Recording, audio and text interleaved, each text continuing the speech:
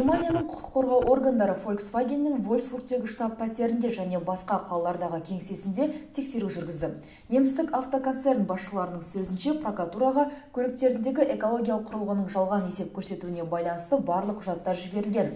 Осы арада компанияның америкалық бөлімінің басшысы Майкл Хорн ақш конгресінің арнайы комиссиясы алдында түсініктеме берді. Мен Volkswagenнің көліктеріндегі улы газдың шығаруын тексеретін сынақты алдауға мүмкіндік беретін бағдарлама қолданғаны үшін шын жүректен кешірім сұраймын. Бұл нағыз апат. Компанияда осындай нәрсе болады деп ойламаппын. Тұтынушыларымыздың, дилерлер мен қызметкерлеріміздің және көпшіліктің сенімін ақтай алмадық, деді ол. Хорнның сөзінше, ол көліктен шығатын улы газдың шынайы көлемі мен сынақ көрсеткен нәтиженің сәйкес емес екендігін осыдан жарты жыл бұрын білген. Бірақ арнайы бағдарлама қолданғаны туралы тек бірнеше апта бұрын ғана білдім, дейді ол.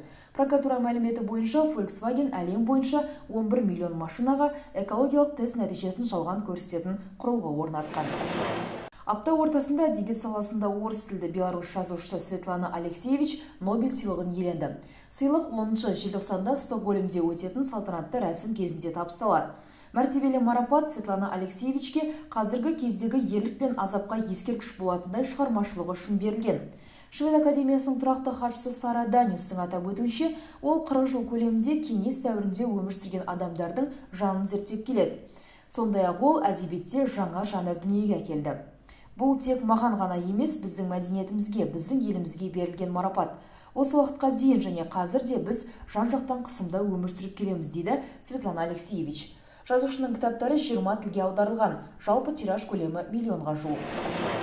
8 қазанда Халықаралық футбол федерациясы FIFA-ның президенті Йозеф Блаттер, Еуропалық футбол бірлестіктерінің кеңесі УЕФА-ның басшысы Мишель Платини және FIFA-ның бас хатшысы Жером Вальке 90 күнге футболды қызметтен босатылды. FIFA-ның этика бойынша комитеті осындай шешім шығарған және қабылданған уақыттан бастап күшіне енді. Бұл мерзім әлі 45 күнге де ұзартылуы мүмкін. Басшылықтың қызметтен босатылуына FIFA-ның этика комитетінің тексеру жүргізуі себеп болып отыр.